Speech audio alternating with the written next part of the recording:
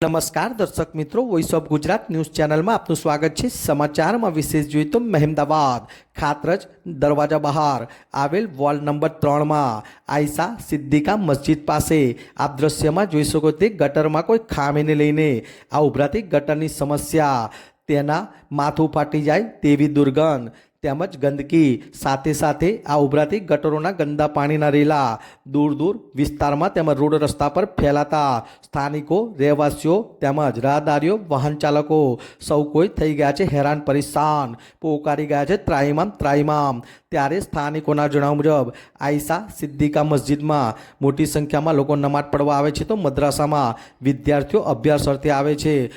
તેમજ 2 દિવસ પહેલાં અહીં આગળથી આપ દ્રશ્યમાં જોઈ શકો તે ગટરના ઢાંકણાની હાઇટ ઊંચી હોવાને લઈને સ્કૂલ બસમાં 30 થી 35 બાળકો સવાર હતા। તે સ્કૂલ બસની પેટ્રોલની ટાંકી ગટરના ઢાંકણાને અડી જતા ગટરનું ઢાંકણું તૂટી ગયું હતું અને પેટ્રોલની ટાંકીમાં બ્લાસ્ટ થતાં તણખા થયા હતા, પણ સૂઝબૂછથી સ્થાનિકો દ્વારા દોડધામ કરીને આ બાળકોને બચાવી લેવામાં આવ્યા। દ્રશ્યમાં જોઈ શકો તે ઢાંકણું પણ તૂટી ગયું હતું અને અકસ્માત સર્જાતા સદનસીબે કોઈ જાનહાનિ થઈ ન હતી। આમ સ્થાનિકો દ્વારા આ સમસ્યાઓને લઈને વારંવાર વોર્ડ નંબર 3ના કાઉન્સિલરો તેમજ મહેમદાવાદ નગરપાલિકામાં લેખિત મૌખિક રજૂઆતો કરવા છતાં પણ આ સમસ્યાનું કોઈ નિવારણ આવતું નથી। ત્યારે લોકમુખે ચર્ચા મુજબ કહેવાય છે કે શહેરી વિકાસ સત્તામંડળ ઔડા દ્વારા જે સુયોજની અને TP1 અને TP2 રોડ રસ્તાની કામગીરી કરવામાં આવે છે ત્યારે નગરપાલિકાને જાણ કર્યા વગર ખોદકામ કરવાને લઈને પાઇપલાઇનો તૂટતા વારંવાર આવી સમસ્યાઓને લઈને નગરપાલિકામાં અનેક આવી ફરિયાદો ગટરની અને અન્ય થાય છે। ત્યારે નગરપાલિકા દ્વારા પણ ઔડા આ બાબતે ધ્યાન દોરે તેવી રજૂઆત કરવામાં આવી હતી। તો સાથે સાથે કાઉન્સિલરો અને મહેમદાવાદ નગરપાલિકાના પ્રમુખ એવા પ્રશાંતભાઈ પટેલ દ્વારા જણાવવામાં આવ્યું હતું કે ઔડા દ્વારા જે રવિશંકર મહારાજ હોલ બનાવવામાં આવે છે ત્યાં હોલ પાસે કોઈ ખામીને લઈને 15 થી 20 ફૂટ કૂવા બનાવવાની કામગીરી હાલ ચાલુ હોય, જેને લઈને અમુક જગ્યાએ બૂચ મારવામાં આવે છે જેથી કરીને આ ગટરના ગંદા પાણી ઉભરાય છે। ત્યારે હવે જોવાનું રહ્યું કે નગરપાલિકા અને કાઉન્સિલર દ્વારા આ સમસ્યાનું નિવારણ કરવામાં આવે છે કે કેમ।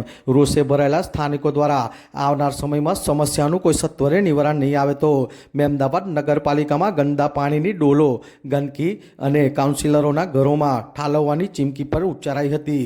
ત્યારે હવે જોવાનું રહ્યું કે તંત્ર અને કાઉન્સિલરો દ્વારા રજૂઆત કરીને સત્વરે આ સમસ્યાનું કોઈ નિવારણ લાવવામાં આવે છે કે કેમ, એ તો હવે જોવાનું જ રહ્યું। વિરાંગ મહેતા, મહેમદાવાદ। અમારા આવા વધુ સમાચાર અને અપડેટ જોવા માટે જોતા રહો voice of Gujarat news channel.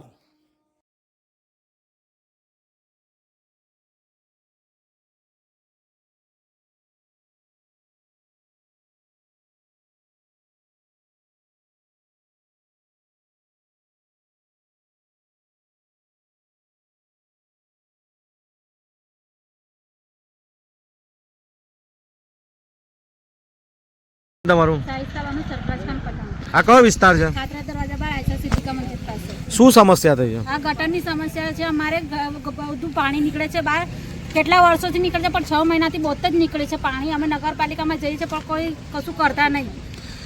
શું તકલીફ થાય છે એના લીધે? આનાથી ઘણા બધા મચ્છરો આવે છે, અમારા છોકરા વારંવાર બીમાર પડે છે।